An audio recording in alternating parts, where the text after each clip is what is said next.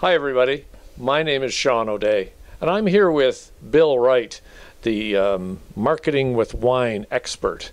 And we're both members of CAPS Ottawa, and we're here to share with you how we very successfully use the association list to book speaking engagements in very different ways.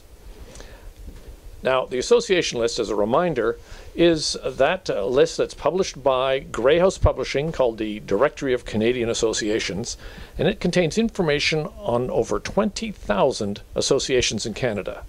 And these associations engage over 150,000 speakers a year. Yes, 150,000. It's a lot of speakers. And we're hoping that this video is going to help you get a big chunk of that business for yourself. So, Bill, why don't you take us through how you use the association list? I'd be glad to.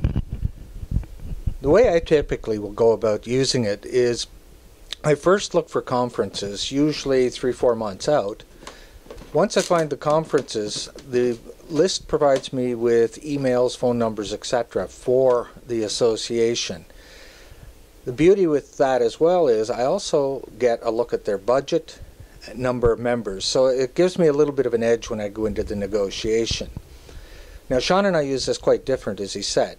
From there, I go into an email, and I use a script that was given to me by David Newman of Do It Marketing. You'll see that script on screen, and feel free to pause it, record it, and David has agreed to let anyone use it who wants to. Once I get through with that email, then from there on in, it's a typical sales conversation. But there's a number of ways I go about getting there. As I say, the first one is I usually look for conferences. Occasionally I'll look for specific industry-related engagements that I may be able to get. And I think you'll find when Sean tells you his approach, you'll see how he finds those a little quicker. In a later video, we'll give you a more specific how-to where you can actually see Sean do a search. Sean, would you like to tell us how you go about doing this? Thanks very much, Bill. Now, the way it works for me is I use direct marketing, that's email marketing, to reach out to the associations.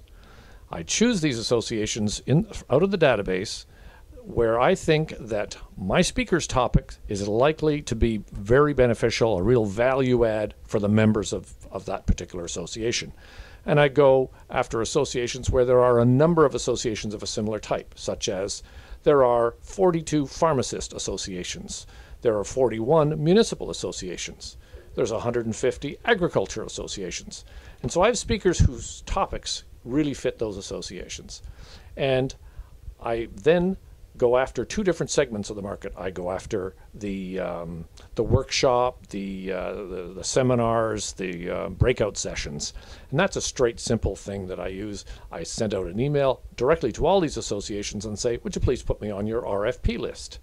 That's the request for proposal or call for speakers list.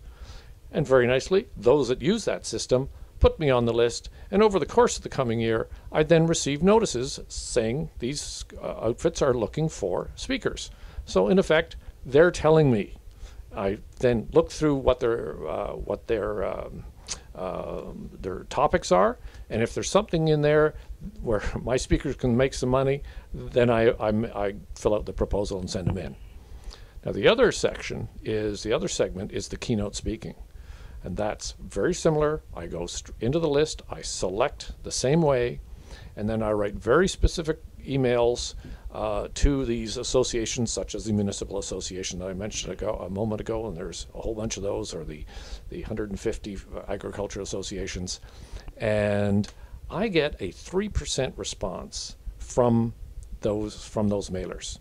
That's quite good in the direct marketing business. 1.5% is considered to be okay. 3% is great. The odd time I get 5%. And so therefore I get 3% of these lists sticking their hand up saying, hey, I'm interested. They're contacting me. So these suspects are now prospects, and I work them through. The neat thing is, 90 days later, I send the same email out, or one very similar, to the same group. And believe it or not, I get a 3% response. 3% of that list sticks their hand up saying they're interested. By the way, it's a different 3%. And I do that every 90 days for a year. So over a course of time, I get a 10 to 12% response from that list. It keeps me pretty busy.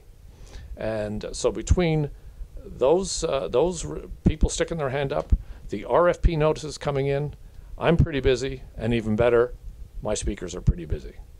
Well, thank you very much, Sean. What really is great about this, I've just picked up 2 or 3 tips to even increase what I'm doing with this list. And I've had a fairly good success with the list in many of my gigs over the last year or so. So thank you, Sean. So there you have it, everybody. You've got 2 very different ways to use the list, and I'm hoping that you pick up some really great ideas from both of us to get a big chunk of that business for yourself.